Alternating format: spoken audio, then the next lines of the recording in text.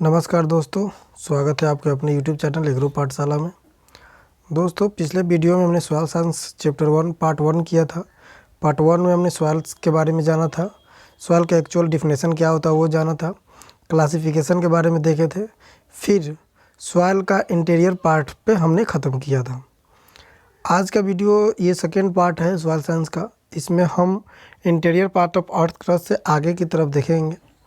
Interior part में हमने क्या देखा था, एक बार थोड़ा सा रिकॉल कर लेते हैं।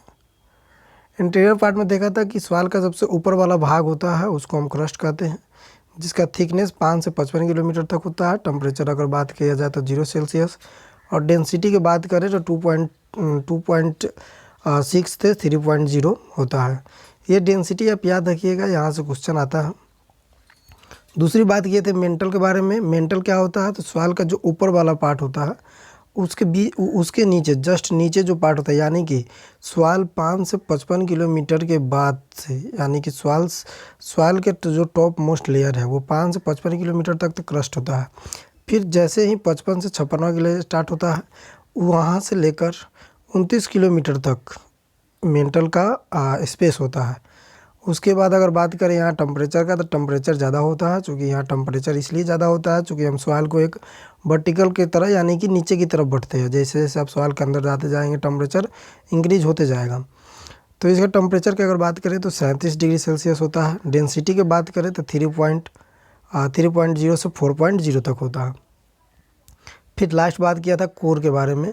कोर जो होता है हाईएस्ट टेम्परेचर वाले एरिया होता है, जहाँ से मोल्टेन और मैग्मा निकलता है, फिर वहाँ से रॉक्स बनता है। तो सबसे निचली जो परत होता है सॉइल का, उसको हम कोर कहते हैं। अगर कोर का अगर बात करें थिकनेस का, तो 37 किलोमीटर तक होता है, यानी कि नीचे 37 किलोमीटर तक आप जाइएगा, वहाँ तक कोर का डेंसिटी पाया जाता है, कोर का थिकनेस पाया जाता है। टेम्परेचर की बात करें तो यहाँ पे टेम्परेचर काफ़ी अधिक होगा, क्योंकि जैसे जैसे आप सॉइल के नीचे जाते हैं वैसे वैसे टेम्परेचर इंक्रीज होता है। तो अगर आप सॉइल के सबसे नीचे वाले भाग तक जाते हैं, सबसे मतलब कोर स्पेस तक जाते हैं, तो वहाँ पे टेम्परेचर काफ़ी अधिक मिलेगा, क्योंकि यहीं से मोल्टेन मैग्मा पिघलता है, फिर लावा कन्वर्ट होता है इग्नियस रॉक्स में, फिर रॉक्स आगे वेदरिंग होकर ट्रू सॉइल बनाता है। डेंसिटी की बात करें तो ये 9.0 से लेकर 12.0 तक होती है। एग्जाम्पल यहाँ से निकल वगैरह निकलता है। फिर अगर बात करें तो आपको बताया ही है कि सबसे निचले वाले पार्ट में ही मोल्टेन मैग्मा होता है, जो जाके इग्नियस रॉक्स यानी कि रॉक्स का फॉर्मेशन करता है। आगे के इस वीडियो में हम स्टार्ट करेंगे जो अर्थ क्रस्ट है, यानी कि अर्थ क्रस्ट के सबसे ऊपरी वाला भाग, मतलब जो सॉइल है सबसे top most layer earth crust कहलाता है। और क्रस्ट के बारे में हमने देखा था 5 से 55 किलोमीटर, कितना तक, 5 से 55 किलोमीटर तक जितना भी स्पेस है, जितना भी डेंसिटी है, वो सारे अर्थ क्रस्ट के अंदर आते हैं। इसमें हम देखते हैं कि कितने एलिमेंट पाया जाता है। क्योंकि मैंने आपको बताया था कि जो अर्थ क्रस्ट होता है वो एक सॉइल होता है, और सॉइल बनता कैसे है, तो वेदरिंग ऑफ रॉक्स से होता है, यानी कि रॉक्स के वेदरिंग से बनता है। यानी कि रॉक टूटने के बाद एक रिगोलिथ बनता है, फिर सॉइल बनता है। तो रॉक्स में बहुत सारा मिनरल्स पाए जाते हैं। तो जब रॉक्स टूटेगा तो मिनरल्स भी टूटेगा। अब जब टूटेगा तो टॉप मोस्ट लेयर पे आएंगे। तो देखते हैं कि इम्पोर्टेंट जो एलिमेंट है अर्थ क्रस्ट पे, यानी कि सबसे टॉप मोस्ट लेयर पे, वो कौन कौन सी है। यहाँ से क्वेश्चन पूछा जाता है कि नॉन मेटालिक दो ही एलिमेंट होते हैं, एक ऑक्सीजन और एक सिलिका। अगर अर्थ क्रस्ट के कंपोजिशन की बात करें तो इसमें 8 एलिमेंट होते हैं, जिसमें से 2 एलिमेंट नॉन मेटाइल होते हैं। कौन सा, तो ऑक्सीजन और सिलिका। तो ऑक्सीजन कितने परसेंट होता है, 46.60, यानी कि 46.60% ये ऑक्सीजन होता है। सिलिका की अगर बात करें तो 27.72% होता है। और ऑक्सीजन और सिलिका मिलाकर पूरे अर्थ क्रस्ट का 44.32% होता है, यानी कि 3/4, यानी कि एक मतलब 4 हिस्से का 3 हिस्सा यही हो जाता है, यानी कि ऑक्सीजन और सिलिका ही हो जाता है। तो ऑक्सीजन कितना होता है ये याद रखिएगा, इनका परसेंटेज, चूँकि परसेंटेज पूछा जाता है कि अर्थ क्रस्ट में ऑक्सीजन का परसेंटेज कितना होगा, तो 46%। अर्थ क्रस्ट में सिलिका का परसेंटेज कितना होगा, तो 27%। उसके बाद एक एल्यूमिनियम जो मेटालिक होता है, एल्यूमिनियम की अगर बात करें तो 8.13 होता है। आयरन की बात करें तो 5 पॉइंट होता है। कैल्शियम की बात करें तो कैल्शियम 3.63 होता है। उसके बाद सोडियम का बात करें तो सोडियम 2.83 होता है, और पोटेशियम का बात करें तो पोटेशियम कितना होता है 2.59 होता है। तो ये सारी एलिमेंट आप याद रखेंगे कि कौन कौन सी एलिमेंट कितना पाया जाता है, कितना परसेंटेज वाइज भी पाया जाता है, कौन मेटालिक और नॉन मेटालिक। आपसे पूछ देगा कि which element found in the earth crust in percentage of 46.6%। नीचे दे देगा कि वो मेटालिक है, नीचे आपको ऑप्शन दे देगा oxygen, silica, aluminium, iron, calcium. आप उसमें से मारेंगे ऑक्सीजन और सिलिका। अगर ऑप्शन रहेगा बोथ तो बोथ मारेंगे। यानी कि मोटा मोटी कहने का मतलब ये है कि परसेंटेज आप याद रखेंगे, चूँकि परसेंटेज एग्ज़ाम में आते हैं। अब ये तो हुआ अर्थ क्रस्ट के इंटीरियर पार्ट को। अब एक्सटर्नल पार्ट के बारे में जानते हैं।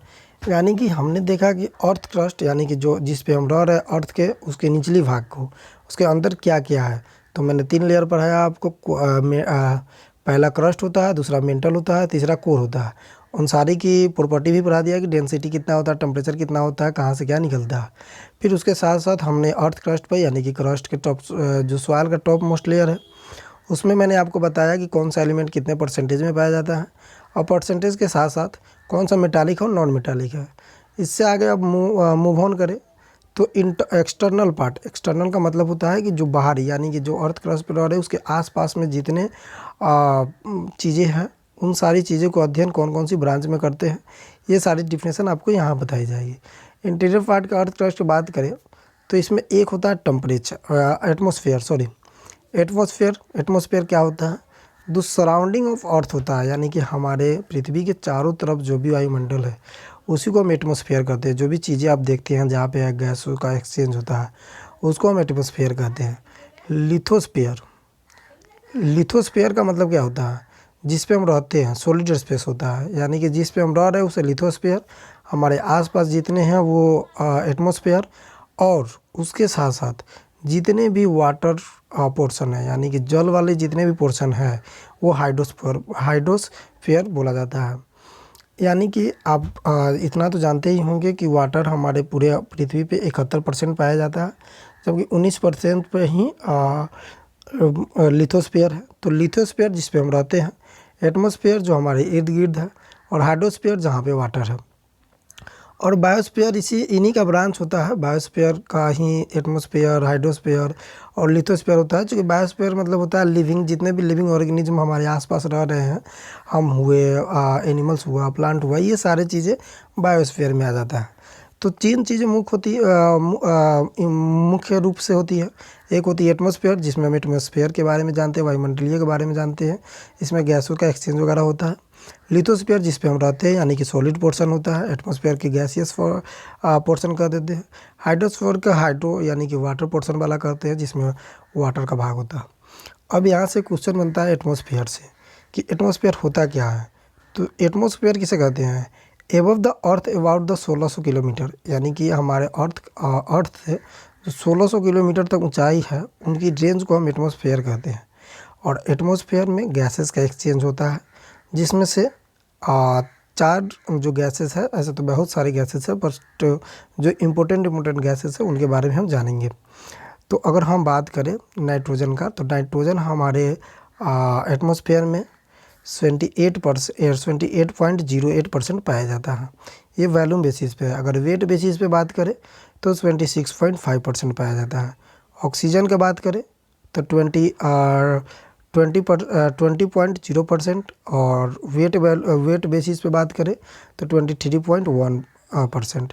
उसके बाद कार्बन डाइऑक्साइड की बात किया जाए तो 0.033% पाया जाता है। वहीं पे अगर वेट बेसिस पे बात किया जाए तो 0.05 पाया जाता है। अदर गैसेस की अगर बात करें तो वो 0.93, और वहीं वेट बेसिस पे बात करें तो 1.36। ये चीज़ें जो भी एलिमेंट है आप याद रखेंगे कि कौन सा गैसेस कितने वॉल्यूम बेसिस पे कितने परसेंट पाया जाता है, और वेट बेसिस पे कितने परसेंट पाया जाता है। यहाँ से क्वेश्चन आता भी है। बट एक चीज़ यहाँ पे, जैसे यहाँ पे सवाल बताया गया कि एटमॉस्फेयर में, आप लोग कमेंट में करके ये बताएंगे कि हमारे और सॉइल में एटमॉस्फेयर कार्बन डाइऑक्साइड कितने परसेंटेज में वॉल्यूम बेसिस पे पाया जाता है। तो ये चीज़ें आप याद रखेंगे। अब हम बात करते हैं रॉक्स के बारे में। चूँकि हमने सारा चीज़ देखा, जैसे सॉइल देखा, सॉइल की प्रॉपर्टीज़ के बारे में बताया, सॉइल की ब्रांचेस के बारे में बताया, सॉइल के इंटीरियर पार्ट बताया, एक्सटर्नल पार्ट बताया। एक्सटर्नल पार्ट में 3 होते हैं, हाइड्रोस्फीयर, लिथोस्फीयर, उसके बाद एटमॉस्फेयर और बायोस्फीयर। ये चारों चीज़ के बारे में आपको डिस्क्राइब किया, कौन कौन सी एलिमेंट कितने % में पाए जाते हैं, ये चीज़ आप याद रखेंगे। उसके साथ इंटीरियर पार्ट में आपको बताया कि अर्थ होता है, क्रस्ट होता है, कोर होता है, सारे की डेंसिटी बता दें। अब जो मेन चीज़ है रॉक्स के बारे में पढ़ना। अब देखो यहाँ रॉक्स होता क्या है, चूँकि हम लोग सॉइल साइंस पढ़ रहे हैं तो हमारा मेन पर्सपेक्टिव क्या है, मेन मकसद क्या है कि सॉइल को, रॉक्स को किस तरह वेदरिंग करेंगे। वेदरिंग करने के बाद जब रिगोलित बनता है और रिगोलित से ट्रू सॉइल बनता है। पूरे सॉइल साइंस इन तीनों बातों पे आधारित है, यानी कि रॉक्स का वेदरिंग होना। अब रॉक्स का वेदरिंग होना, इन प्रोसेस को पढ़ने में हमें टाइम लगेगा। फिर वेदरिंग कैसे होता है, वेदरिंग का प्रोसेस क्या होता है, वेदरिंग से रिगोलित बनता है, रिगोलित है क्या, रिगोलित के बाद ट्रू सॉइल बनता है। इन सारे मुद्दे पे हम बात करेंगे, धीरे धीरे जानेंगे। सबसे पहला चीज़ अगर हम बात करें तो वो है रॉक्स के बारे में।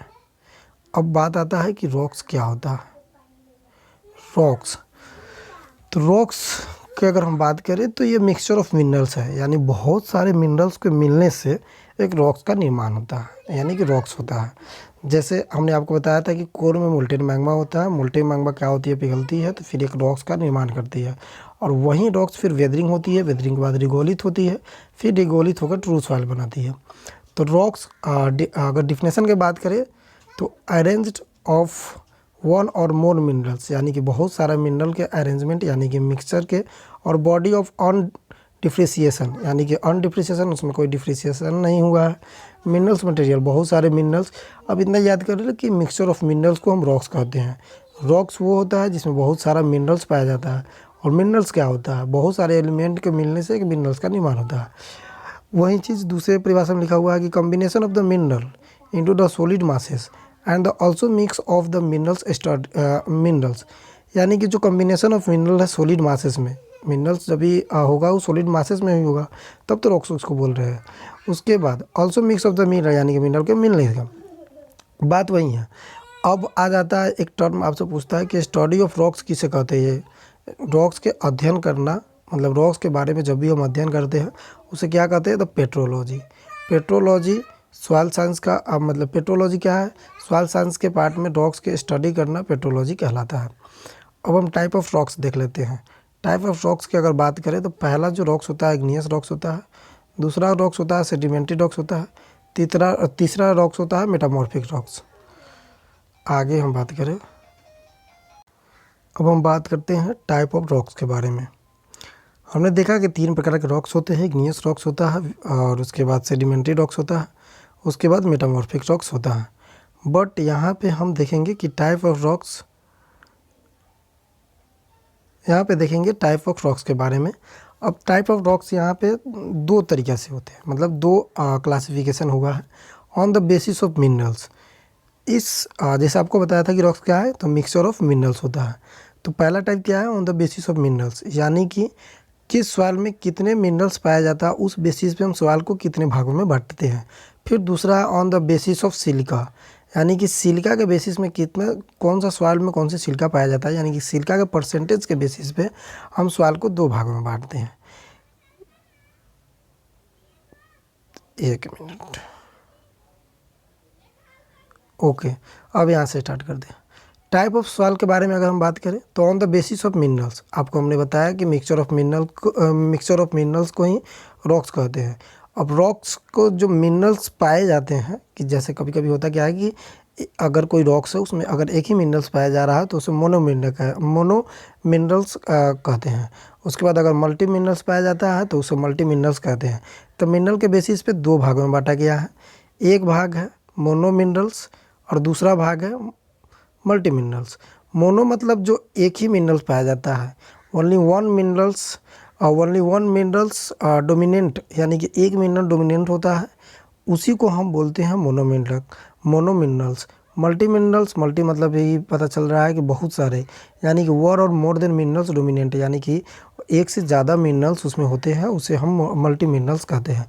अब इसका एग्जाम्पल आप याद रखिएगा, ओलियोवाइन ये जो होता है मोनो मिनरल का होता है, लाइमस्टोन और डोलोमाइट ये होता है मोनो मिनरल का। उसके बाद मल्टी मिनरल की बात करें तो मोर देन मिनरल्स, यानी कि वन और मोर देन जो मिनरल डोमिनेंट होता है उसे मल्टी मिनरल कहते हैं। इसमें याद रखिएगा ग्रेनाइट और बेसाल्ट, ये चीज़ें आप याद रखिएगा चूँकि यहाँ से क्वेश्चन आता है। उसके बाद अगर हम बात करें बी फॉर्म में, तो बी फॉर्म में क्या है, on the basis of formation, Chilka नहीं, उस समय मैंने आपको सिल्का बता दिया था, वो गलत है, आप वो याद नहीं रखेंगे। आप on the basis of formation, यानी कि फॉर्मेशन के बेसिस पे कि फॉर्मेशन होता कैसे है, उस बेसिस पे आप देखेंगे। तो जैसे हम आपको बताया कि मोल्टेन मैग्मा होता है, मोल्टेन मैग्मा का मिलने सबसे जो फर्स्ट फॉर्म होता है वो इग्नियस रॉक्स होता है। उसके बाद इग्नियस रॉक्स में सेमेंटेशन होता है, फिर सेडिमेंट्री रॉक्स बनता है। सेडिमेंट्री रॉक्स में फिर द फॉर्म ऑफ चेंज, यानी कि चेंज हो जाता है उसके फॉर्म को, ये इग्नियस रॉक्स से भी मेटामॉर्फिक रॉक्स बन सकता है और सेडिमेंट्री रॉक्स से भी मेटामॉर्फिक रॉक्स बन सकता है। अब एक एक करके हम देखेंगे, आइए। अब देखिए रॉक साइकिल का अगर हम बात करें तो मैंने आपको बताया कि हम जिस तरह बना रहे हैं आप बनाइएगा। आपको मैंने बताया कि यहाँ पे इग्नियस रॉक्स है, मोल्टेन मैग्मा है, मोल्टेन मैग्मा है। मिनिमम यहाँ पे टेम्परेचर कितना है, 1400 सेल्सियस टेम्परेचर है। यहाँ पे क्या है, तो मोल्टेन मैग्मा है।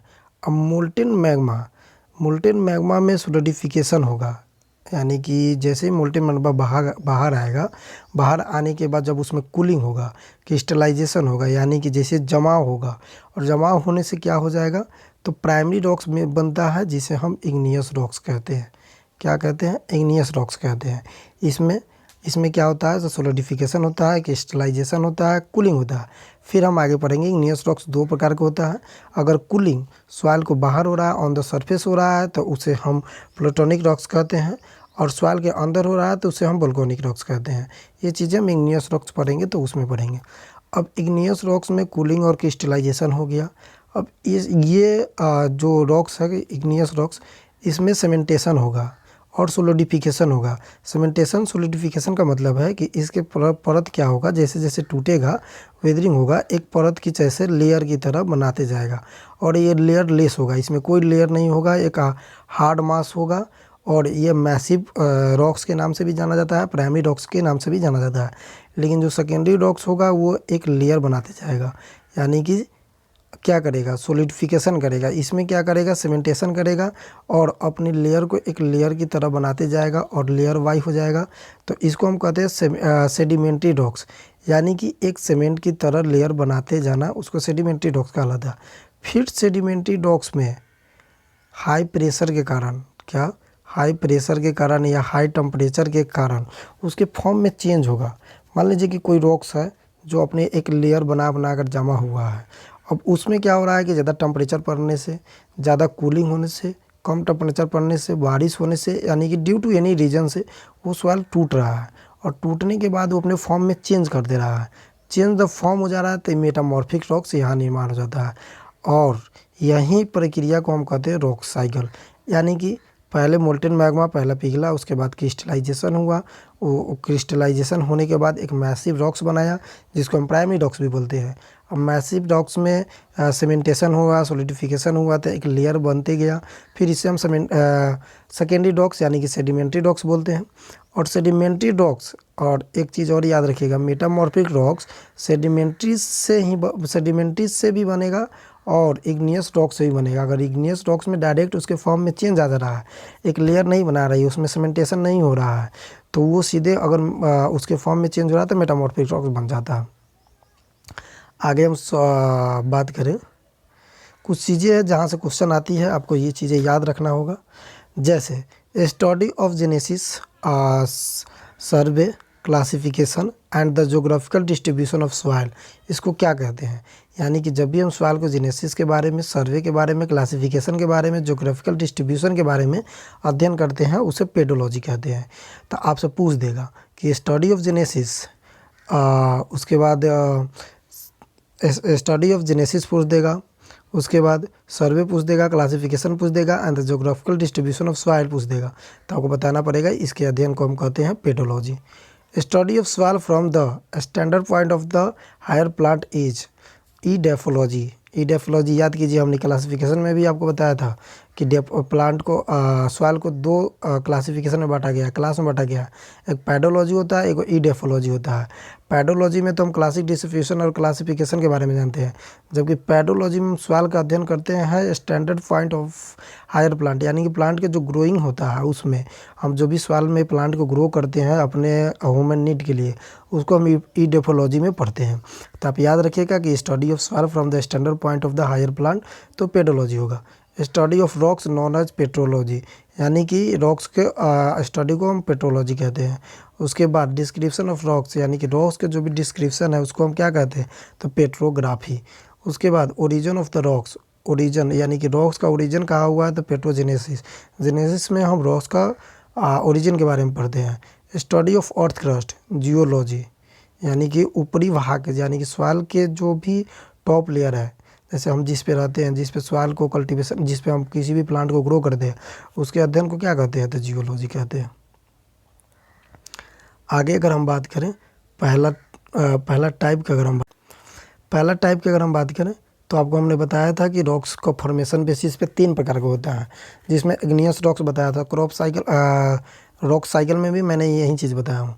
तो पहला चीज़ इग्नियस रॉक्स, जिसको हम मैसिव रॉक्स भी बोलते हैं, जिसको हम मैग्नेटिक फोर्स भी यानी कि मैग्नेटिक रॉक्स भी बोलते हैं, प्राइमरी रॉक्स भी बोलते हैं, और ये बिग मास भी बोलते हैं, यानी कि बहुत बड़ी चट्टानें वहाँ पे जमा हो जाती है, इसलिए इसे हम बिग मास भी बोलते हैं। तो इग्नियस रॉक्स एक मतलब ड्राइव हुआ है लैटिन वर्ड से, मतलब ये भी अलग अलग वर्ड से डिराइव होता है, ये भी चीज़ आपको याद रखना पड़ेगा। इग्नियस रॉक्स 2 वर्ड से मिलकर बना हुआ है, लैटिन वर्ड से 2 वर्ड लैटिन वर्ड से मिलकर बना हुआ है। एक इग्नियस का मतलब होता है फायर, और जीनियस का मतलब होता है स्टडी, यानी कि जो भी सॉइल में जो भी मोल्टेन मैग्मा में जो भी फायर से एक सॉइल का निर्माण हुआ है, रॉक्स का निर्माण हुआ है, उसको हम इग्नियस रॉक्स कहते हैं। 95% of the earth crust and the parent rocks and first from the rocks, यानी कि जो 95% ऑफ द अर्थ क्रस्ट है उसमें इग्नियस रॉक्स ही पाया जाता है। पूरे सॉइल में मतलब अर्थ क्रस्ट में 95% अकेला इग्नियस रॉक्स पाया जाता है। इसको पेरेंट रॉक्स भी बोलते हैं तथा फर्स्ट फॉर्म ऑफ रॉक्स भी बोलते हैं। मैंने बताया था कि मोल्टेन मैग्मा से जैसे कूलिंग हो रहा है, क्रिस्टलाइजेशन हो रहा है, तो फर्स्ट फॉर्म ही होगा। इसमें क्या होगा, ये ओल्डलेस रॉक्स है, यानी कि सबसे पुराना रॉक्स इसको बोलते हैं। लेयरलेस, इसमें कोई लेयर नहीं बनेगा। उसके अकॉर्ड्स इन बिग मास, यानी कि बहुत बड़े लेवल पे बहुत बड़े एक रॉक्स का निर्माण होगा। फिर मोस्टली इन क्रिस्टलाइजेशन, यानी कि बहुत ज़्यादा चांस इसमें क्रिस्टलाइजेशन होता ही होता है। उसके बाद स्टूडेंटलेस, स्टूडेंट मतलब उसमें कोई लेयर कोई परत नहीं होता। आगे हम बात करें मोल्टेन मैग्मा के ही अगर हम बात कर रहे हैं, इग्नियस रॉक्स 2 प्रकार का होता है। अब देखिए मोल्टेन मैग्मा में कूलिंग हुआ, क्रिस्टलाइजेशन हुआ। अब क्रिस्टलाइजेशन हुआ तो इग्नियस रॉक्स बना। अब इग्नियस रॉक्स में मतलब 2 प्रक्रिया होती है। एक प्रक्रिया की अगर हम बात करें तो उसमें सॉइल क्या होगा, अगर कोई भी रॉक्स मतलब उस सरफेस पे आके क्रिस्टलाइजेशन हो रहा है, यानी कि सरफेस पे आके ठंडा हो रहा है, कूलिंग हो रहा है, और वहाँ से जो भी रॉक्स बन रहा है उसे कहते हैं इग्नियस रॉक्स। तो उसमें 2 चीज़ें होती है, 2 क्लास होती है। अगर सरफेस पे बन रहा है तो उसे वोल्केनिक यानी कि एक्सट्रूसिव रॉक्स कहते हैं। लेकिन वही चीज़ विदिन द अर्थ बन रहा है, यानी कि सॉइल के अंदर बन रहा है, तो उसको हम क्या करेंगे, सॉइल को अंदर बन रहा है तो उसको हम क्या कहेंगे, इंट्रूसिव रॉक्स कहेंगे। इंट्रूसिव रॉक्स का दूसरा नाम क्या है, प्लूटोनिक रॉक्स, और एक्सट्रोनिक रॉक्स का दूसरा नाम है वोल्केनिक रॉक्स। यानी कि within the soil cooling process is the slow, यानी कि ये सॉइल के अंदर होगा लेकिन इसमें कूलिंग प्रोसेस बहुत धीरे धीरे होगा। अब इसका एग्जांपल आपको याद रखना पड़ेगा। ग्रेनाइट बोलते हैं, गैब्रो बोलते हैं, सैनाइट बोलते हैं, उसके बाद डायोराइट बोलते हैं। दूसरा है एक्सट्रूसिव रॉक्स के बारे में, उसका दूसरा नाम है volcanic rocks. On the surface of the rocks cooling process rapid, यानी कि जो सरफेस पे बनता है उसे एक्सट्रूसिव। यहाँ से आप याद कीजिएगा, इन मतलब इन द सॉइल, एक्स मतलब आउट द सॉइल मतलब surface of the soil. Cooling process इस पर ज़्यादा रैपिड होगा, यानी कि ज़्यादा तेज़ होगा। इसके एग्जांपल रखिएगा याद, आपका बेसाल्ट हो गया, एंड्रेसाइट हो गया, और ट्रेचाइट हो गया। ये चीज़ें आप याद रखेंगे। आज हम यहीं तक देखेंगे, फिर कल स्टार्ट करेंगे classification of igneous rocks. Igneous rocks के भी क्लासिफिकेशन किया गया है। पहला हमने रॉक्स देखा, रॉक्स का वेदरिंग, रॉक्स रॉक्स का फॉर्मेशन देखा, मतलब टाइप देखा, जिसमें igneous rocks, sedimentary rocks, plutonic metamorphic rocks आया। फिर इग्नियस रॉक्स का टाइप देखा, फिर इग्नियस रॉक्स बनते कैसे वो देखा, फिर हमने रॉक साइकिल देखा और एक्सटर्नल पार्ट भी आज देखा। तो आज की वीडियो में इतना ही। आप लोग कमेंट में ज़रूर बताइएगा कि फीडबैक कैसा है और क्या इम्प्रूवमेंट की ज़रूरी है, और आपको क्या चाहिए, जो भी टॉपिक चाहिए, जो भी सिलेबस चाहिए, जो भी सब्जेक्ट चाहिए, आप कमेंट बॉक्स में अपना कमेंट छोड़ दीजिए, हम वो टॉपिक आपको करा देंगे। Thank you.